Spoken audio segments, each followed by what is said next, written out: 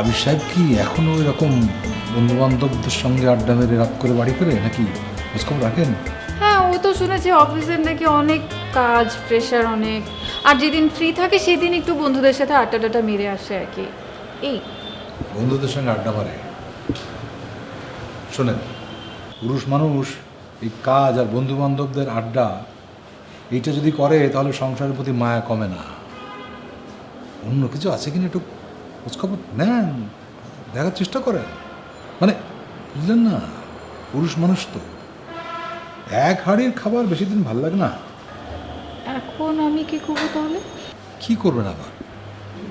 মাঝে মধ্যে surprise visit দেবেন, হুটহাট করে অফিসে চলে যাবেন, বা ধরেন এই ওর বন্ধু বান্ধব তো আপনার দেবরের মতোই, দেবরদের সঙ্গে মাঝে মধ্যে মেশার জন্য ওখানে চলে যাবেন। হ্যাঁ,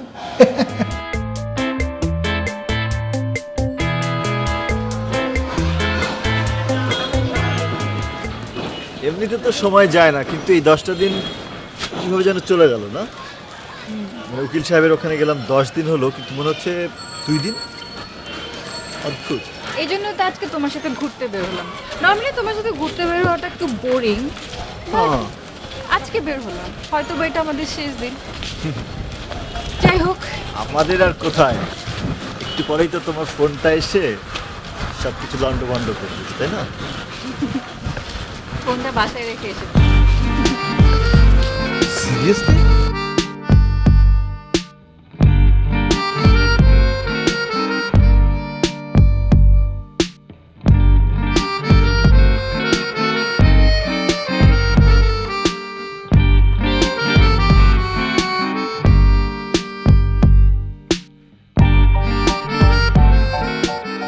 আচ্ছা, আমি চলে গেলে তুমি আমাকে মিস করবে না?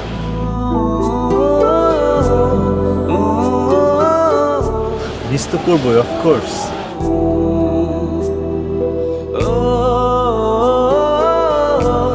কি লাভ বলো মিস করে? অ্যাডজাস্টমেন্টের নামে তো 10 দিন ধরে এত কিছু করলাম। মিস করাটাকেও না হয় অ্যাডজাস্ট করতে। কেন অ্যাডজাস্ট করে নিতে হবে? তুমি কি একবার বলতে পারো না, সোহানা যেও না, থাকো? আমি বললে তুমি থেকে যাবা?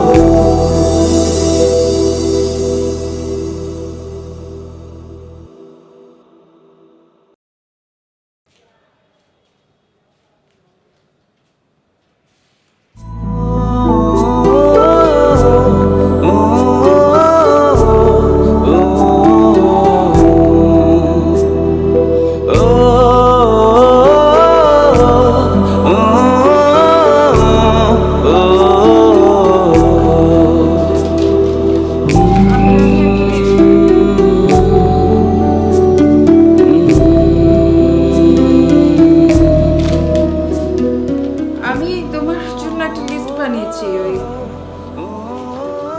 কোথায় কোন জিনিস রাখা আছে, তোমার যা যা লাগে জরুরি জিনিসপত্র, মানে কোন ড্রয়ারে কোন ফাইলটা আছে, আর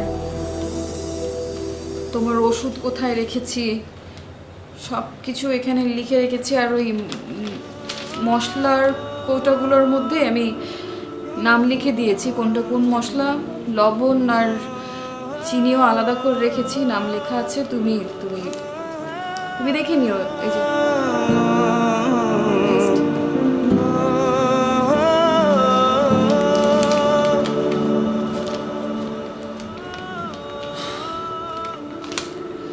বাহ, এতদিন পরে দায়িত্ব সহকারে একটা কাজ করলো। যা হোক, উকিলের ওখান থেকে তো তুমি তোমার বাসায় চলে যাবে। আমি ভেবেছি যে যেহেতু তুমি এখন কিছু করছো না, সেজন্য প্রতি মাসে আমি তোমাকে কিছু করে টাকা পাঠাবো। No no no, thank you so much, no need, I'll manage. শোনো, তুমি আগে রেডি হও, কারণ তোমার সময় লাগবে। আরেকটা কথা, আমরা এত চেষ্টা করেও এত এত পরিবর্তন এনেও কেন একসাথে থাকতে পারছি না? কারণ আমরা শুধু অভিনয় করছি, তাই। মানে আবির, আমি বলতে চাচ্ছি যে গত 10 দিন ধরে আমরা যেটা ছিলাম সেটা একটা গল্পের মধ্যে ছিলাম। ওই আবির আর এই আবির এক না, এই সোহানা আর ওই সোহানা এক না। দিন শেষে আমরা সেই আগের আবির সোহানা।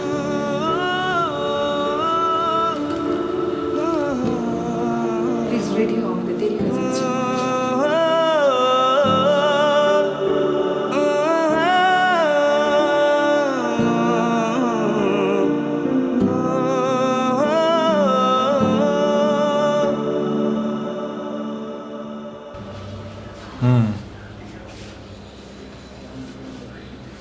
পারলেন না? সিদ্ধান্তটা তো আগে থেকে নেওয়া যে আমরা ডিভোর্স দিচ্ছি। আপনি বললেন যে চেষ্টা করে দেখতে, দেখলাম আমরা একসাথে থাকা সম্ভব কিনা। সম্ভব না। সোহানা, আপনিও পারলেন না? চেষ্টা তো করলাম, তবে চেষ্টা করে একটা জিনিসই বুঝেছি যে এভাবে অভিনয় করে কিছুটা সময় কাটানো যায়, কিন্তু সারাটা জীবন অসম্ভব। ঠিক ঠিক, ভালো। জীবনে অনেক বিষয়ে আপনারা একমত হতে না পারলে ওই একটা সিদ্ধান্তে কিন্তু আপনারা অটুট। ভালো ভালো।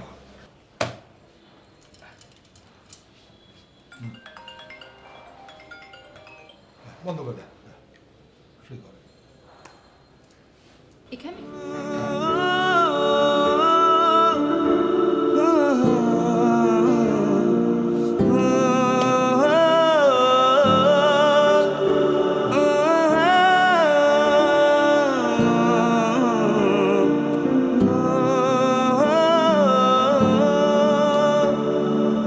স্যার, আমি কি আমার বাসায় ফেরত যেতে পারি? হ্যাঁ, অবশ্যই পারেন। এখানে আর কোনো আইনি জটিলতা নেই। আপনারা দুজন একদম স্বাধীন, নিজেদের ইচ্ছে মতো খুশি মতো চলাচল করতে পারেন, কোনো অসুবিধা নেই। এখন যা করার সব করবে ওই কোর্ট। উচিত। Thank you.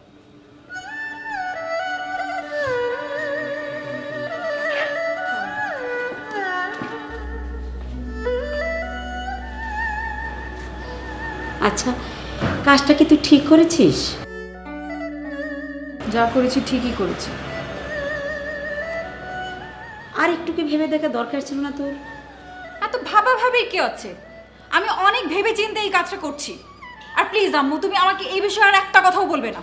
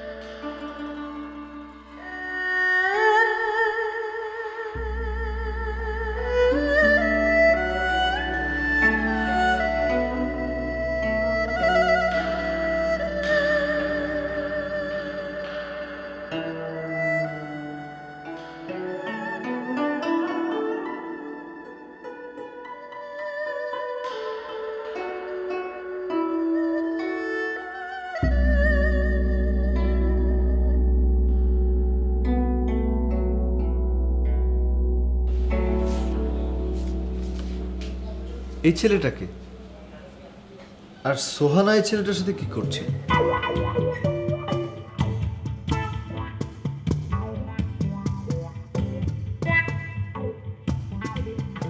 সে কি? এই ছেলেকে আপনি জানেন না, চেনেন না? জি, মানে বুঝতে পারি আমি। আরে আরে আরে, আমি তো ভাবছিলাম যে আপনি সব জানেন। আরে এই ছেলের জন্য তো যত ঝামেলা। ওই সাহেব, ছেলেটার নাম হচ্ছে সোহেল। আমেরিকা থেকে। এই কিছুদিন হলো এসেছে। আপনার স্ত্রীর একেবারে ছেলেবেলাকার বন্ধু, সেই এখন খুব যাকে বলে সম্পর্ক টম্পর্ক চলছে, হয়েছে বেশ কিছুদিন ধরে। শোনেন প্লিজ, আপনি তার মানে মঙ্গলবারে কোর্টে আপনার সাথে দেখা হচ্ছে। Thank you so much. আরে বসেন, চা খেয়ে যান। এই আবি সাহেব,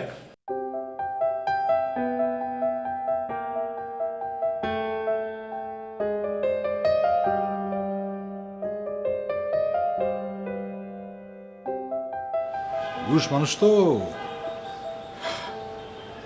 এক ফুলে কি হয়, এ ফুল থেকে ও ফুলে, এই গাছ থেকে ওই গাছে।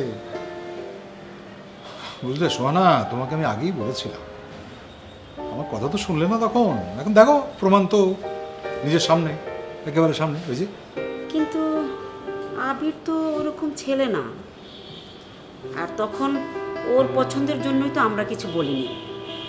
এখন আবির এরকম বিশ্বাস হচ্ছে না। বিশ্বাস না হওয়ার কি আছে মা? দেখতেই তো পাচ্ছ, আমি আগেই বুঝতে পেরেছিলাম যে কিছু একটা ঝামেলা তো হচ্ছে। তাহলে এতদিন ধরে যাকে চিনি সে হঠাৎ করে এত পরিবর্তন কেন হলো? মেয়েটাকে আপনি চেনেন? হ্যাঁ, ও মেয়েটা হচ্ছে ওর অফিস কলিগ। অফিস কলিগ মানে এই সম্পর্কটা বুঝলে অনেক দিনে ভেতরে ভেতরে চলছে, অনেক দিন থেকে। ওই যে অফিস থেকে কাজের নাম করে দেরি করে আসে, তুমি তো বুঝতে পারো না কিছু। এবার বুঝেছেন তো এই লোকটার সাথে আমি কতদিন ধরে আছি, কি অবস্থার মধ্যে আছি। আর এক মুহূর্তের জন্য না। আপনি ব্যবস্থা করেন, কবে কোর্টে যেতে হবে, যত দ্রুত পারেন তত দ্রুত ব্যবস্থা করেন। কাঁদে না মা। আচ্ছা মা, সোহানা তুমি ভেঙে পড়ো না, মানে নিজেকে শক্ত করো। তুমি দেখো না, আমি ওই যে কাবিন নামাজের শর্ত দেনমোহর পুরো টাকাটা আমি আদায় করে দেবো তোমাকে। শক্ত হও, আমি কোর্টের থেকে আদায় করে দেবো। দরকার নেই, আমার কিচ্ছু দরকার নেই। এই লোকটাকে আমি আর একটা বাড়ির জন্য দেখতে চাই না। আচ্ছা আমি আসি, কেমন?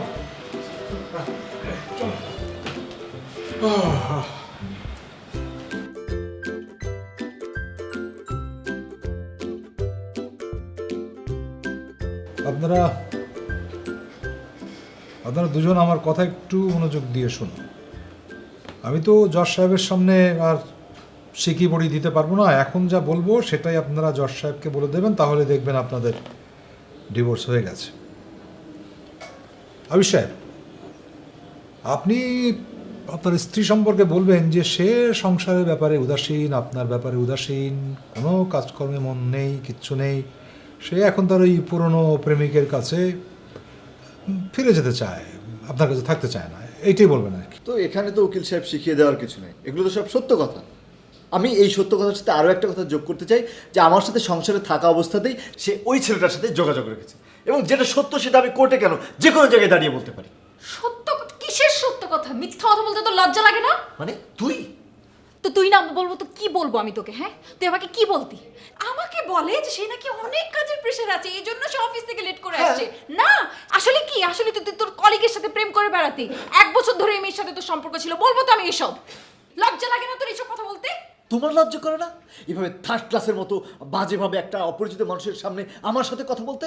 লাগতো না। নিজের কুকীর্তিগুলো ঢাকার জন্য এখন সব দোষ এসে আমার উপরে ঢেলে দিচ্ছ, তাই না? কিসের কুকীর্তি? আমার কুকীর্তি? তোর কুকীর্তির প্রমাণ আমার কাছে আছে। প্রমাণ আছে না? কি প্রমাণ আছে? দাও প্রমাণ, দেখাও তুমি। নিয়ে তো এসেছি আমি। প্রমাণ? নে দেখ।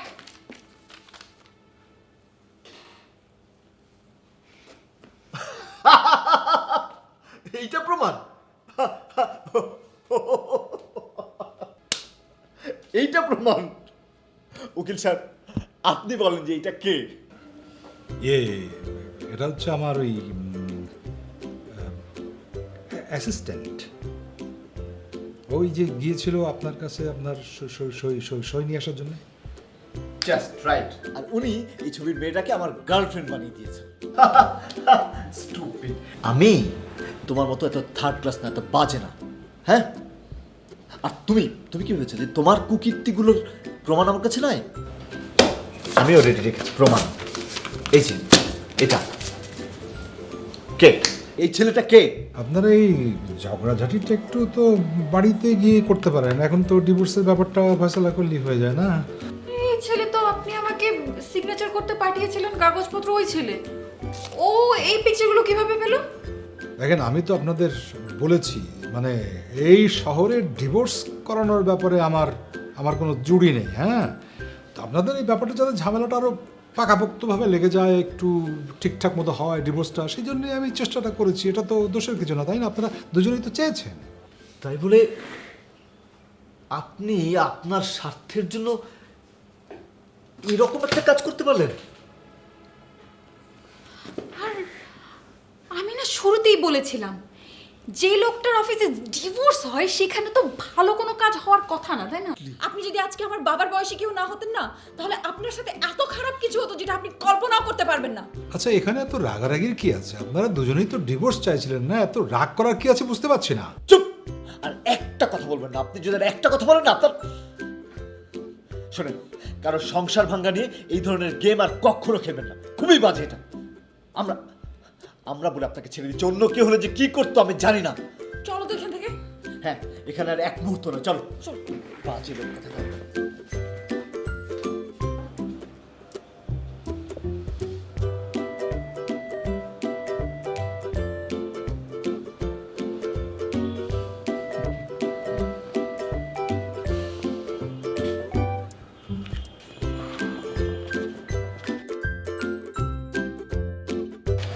স্যার আপনাদের জন্য এই চিঠিটা দিয়েছে।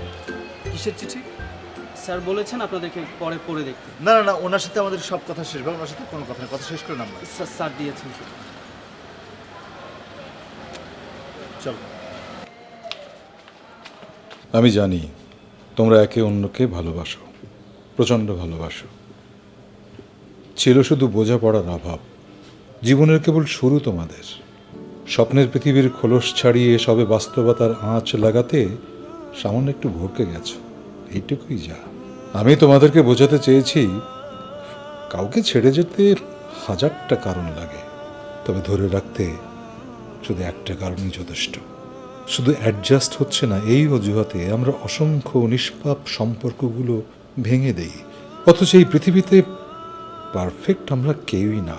হাঁটুর ভাঁজ কোলে উঠে দাঁড়ানো থেকে শুরু করে দৌড়ে ছুটে চলা পরিণত মানুষ হতে আমরা প্রতিনিয়ত অ্যাডজাস্ট করেই তো চলেছি। তবে কেন প্রিয় মানুষটিকে বুকের মাঝে আগলে রাখতে পাল্টাপাল্টি মানিয়ে চলা নয়? তোমাদের আগামীর পথ চলার শুভকামনা এই কথা জানিয়ে শেষ করতে চাই। আমার স্ত্রীর নাম রাহেলা। আজ 10 বছর যাবৎ প্যারালাইজড হয়ে বিছানায় পড়ে আছে।